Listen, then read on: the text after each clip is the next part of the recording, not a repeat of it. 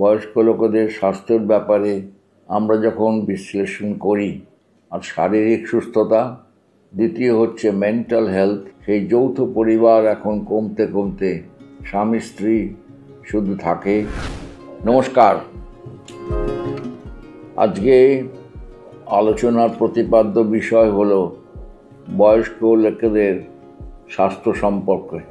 30 বছর আগে যেখানে অ্যাভারেজ লাইফ ছিল প্রায় 45-40, সেইটা এখন বাড়তে বাড়তে 70-এ দাঁড়িয়েছে। সুতরাং আমাদের দেশে বয়স্ক লোকেদের সংখ্যা ক্রমবর্ধমান। আমাদের বয়স বাড়ার সঙ্গে সঙ্গে সামাজিক ব্যবস্থাও অনেক পাল্টে গেছে। মানুষের স্বাস্থ্য একটা অধিকার বলতে পারেন। বয়স্ক লোকেদের স্বাস্থ্যের ব্যাপারে আমরা যখন বিশ্লেষণ করি তখন আমাদের 4টে দিক মনে রাখতে হবে। একটা হচ্ছে ফিজিক্যাল হেলথ আর শারীরিক সুস্থতা, দ্বিতীয় হচ্ছে মেন্টাল হেলথ, মানসিক সুস্থতা, 3 নম্বর হচ্ছে সোশ্যাল হেলথ, তার পরিবেশের যে এফেক্টটা একটা বয়স্ক লোকের ওপর পড়ে সেটাও একটা দিক দেখতে হয়, তাকে আমাদের সোশ্যাল হেলথ বলে। তার মধ্যে আসে ইকোনমিক্স, তার মধ্যে আসে কমিউনিকেশন, তার মধ্যে আসে ডিপেন্ডেন্স। এসব নিয়ে একটা সোশ্যাল হেলথ একটা ইম্পর্টেন্ট ইস্যু। আর 4th হচ্ছে স্পিরিচুয়াল হেলথ। সমাজ ব্যবস্থার অনেক পরিবর্তন হয়েছে। সমাজ ব্যবস্থা আগে যৌথ পরিবার যেটা ছিল, সেই যৌথ পরিবার এখন কমতে কমতে স্বামী স্ত্রী শুধু থাকে। ছোট ইউনিট হয়ে গেছে। তাদের ছেলেমেয়েরা প্রথমে বেশিরভাগ বাইরে থাকে, মেয়েদের বিয়ে হয়ে গেছে, কিংবা তাদের কর্মক্ষেত্রে বাইরে থাকতে হয়। সেই পরিবেশে একটা বয়স্ক লোক 80 বছর 90 বছর পর্যন্ত চালাতে হবে ছেলে মেয়ের উপর, সেই ভরসার খানিকটা ঘাটতি ঘটেছে। কিছু রোগের প্রাদুর্ভাব দেখা যায়, একটা কমিউনিকেবল ডিজিজ আর একটা নন কমিউনিকেবল ডিজিজ, অর্থাৎ যেটা সংক্রামক রোগ এর সঙ্গে যেটা সংক্রামক নয় সেটাও একটা অসুখ। আমাদের প্রথমেই যদি শারীরিক স্বাস্থ্যের কথা বলি, আমাদের যেসব অসুখগুলো খুব বেশিভাবে দেখা যায় তার মধ্যে অন্যতম হচ্ছে ব্লাড প্রেশার, ডায়াবেটিস, তার মধ্যে অন্যতম হচ্ছে lung disease, chronic bronchitis, emphysema, asthma.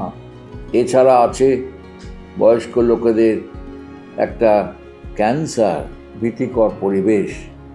সেই ক্যান্সারটা অনেক সময় সেগুলো উপসর্গ ছাড়াই হতে পারে, বোঝা দায় হয়। সেই জন্যে আমাদের সজাগ থাকতে হবে। যেসব বয়স্ক লোকেদের চান্স আছে সেগুলো হচ্ছে লাংয়ের ক্যান্সার, প্রস্টেটের ক্যান্সার, ব্রেস্ট ক্যান্সার এবং পেটের ক্যান্সার। এই ফিজিক্যাল হেলথের সঙ্গে আমাদের মেন্টাল হেলথটা খুব ইম্পর্ট্যান্ট। মেন্টাল হেলথের প্রথম যেটা বয়স্ক লোক ভুলে যাওয়া, এই ভুলে যাওয়াটা সাময়িক হতে পারে, ভুলে যাওয়াটা ক্রমশ বাড়তে পারে এবং তখন আমরা বলি ডিমেনশিয়া। সেই ডিমেনশিয়ায় আক্রান্ত হলে তার স্বাস্থ্য সম্বন্ধে নজর রাখা সম্ভব হয় না এবং তাকে অপরের উপর ভরসা করে চলতে হয় যদি কেউ পাশে থাকে। টেন্ডেন্সি টু ফল, হট করে পড়ে গেল, হোঁচট খেয়েও পড়তে পারে, চোখের সামনে অন্ধকার দেখেও পড়তে পারে, কারণ পড়ে গিয়ে একটা ইনজুরি হতে পারে।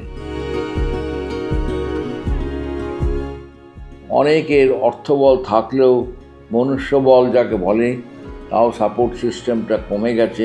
আমাদের ভরসা করতে হয় প্রতিবেশীর ওপরে যদি তারা এগিয়ে আসেন। দুর্ঘটনা অঘটন যদি ঘটে সেই সময় দরকার অর্থ ছাড়াও মানুষ, সেইটাও আমাদের দিকে নজর রাখতে হবে।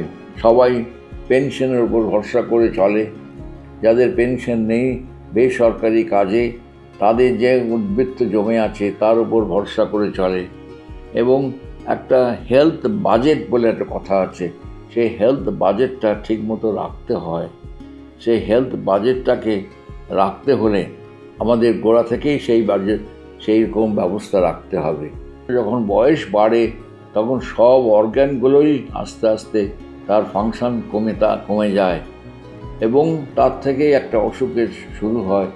সোশ্যাল এডুকেশন অ্যাবাউট হেলথ আমাদের ব্যবস্থা থাকা দরকার। রাত্রে 12টা-1টার সময় যদি কোনো একটা হার্ট অ্যাটাক হয়, সেই বাড়িতে আর কেউ নেই, আইদার স্বামীর হয়েছে, স্ত্রীকে ছোটাছুটি করতে হয়, তার তারও বয়স হয়েছে, অ্যাম্বুলেন্স ডাকা, অ্যাম্বুলেন্সে করে নিয়ে যাওয়া, হাসপাতালে ভর্তির নিশ্চয়তা নেই এবং হাসপাতালে ভর্তি হতে হলে সরকারি বেসরকারি, পার্টিকুলারলি বেসরকারি হাসপাতালে অর্থের প্রয়োজন। এই সব মিলিয়ে একটা সংসারে বয়স্ক লোকেদের আতঙ্কের কারণ হয়ে দাঁড়ায়। আমরা সবসময় বলি ডিলে দ্য এজিং, অর্থাৎ বয়সটাকে চট করে হতে দেবেন না, বয়সটাকে বিলম্বিত করুন। এমন কোনো সিস্টেম যদি থাকতো যে আমাদের বয়স্ক লোকেরা চট করে একটা ফোন করলে তাকে তুলে নিয়ে যেত, এরকম কিছু জায়গায় চেষ্টা হয়েছে, তা বলবো না যে চেষ্টা হয়নি, কিন্তু সর্বস্তরের মানুষের জন্য সেই ক্ষেত্রে সেটা কি আছে, সেটা আমাদের নেই। অ্যাভারেজ ধরে নেওয়া হয় 60 বছর একটা কাট অফ পয়েন্ট ফর বয়স্ক, সেই বয়সে থাকে। কিন্তু ভারতবর্ষের এমন চিত্র, ডায়াবেটিসটা অনেক কম বয়সেও শুরু হতে পারে, 50-এর নিচে, যে 45-40-এও হতে পারে। তা সেটা আমি ছেড়ে দিলেও 60 বছরের এই blood pressure, diabetes, chronic bronchitis, cancer, parkinsonism, dementia, এগুলো 60 বছরের পর থেকেই আমরা দেখি। কারুর হয়তো 70 বছর এসেছে, কারুর হচ্ছে 75-80-তে এসেছে, কিন্তু কারুর 65-তে এসে গেছে। কমপক্ষে 4 থেকে 5টা অসুখ একসঙ্গে থাকে, কোনোটা উপসর্গহীন, কোনোটা উপসর্গ আছে। আমাদের বয়স্ক লোকেদের সেই জন্যে দরকার একটু জানা স্বাস্থ্য কীভাবে রাখতে হয়, কী খাবার খেলে ভালো থাকে, কতটা হাঁটতে হবে, কিভাবে চলতে হবে, মানুষের সঙ্গে কথোপকথন কতটা করতে হবে, তা না হলে একাকিত্ব আরও বেশি কষ্টদায়ক হয়ে যায়। এবং পাড়াপড়শির সঙ্গে থাকতে হয়, তার জন্যে আপনাকে একটু সজীব থাকতে হয়, নিজের উপর ভরসা রাখতে হয়, আর একে অন্যের ওপর ডিপেন্ডেন্ট হয়ে যায়, তাকে বলে ইন্টারডিপেন্ডেন্স।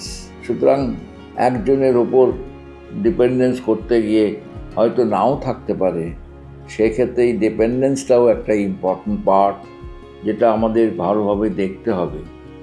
স্ক্রিনিং, সেই স্ক্রিনিংয়ের ব্যাপারটা হাসপাতালে গিয়ে পার্সোনাল লেভেলে যদি করা যায় ভালো হয়।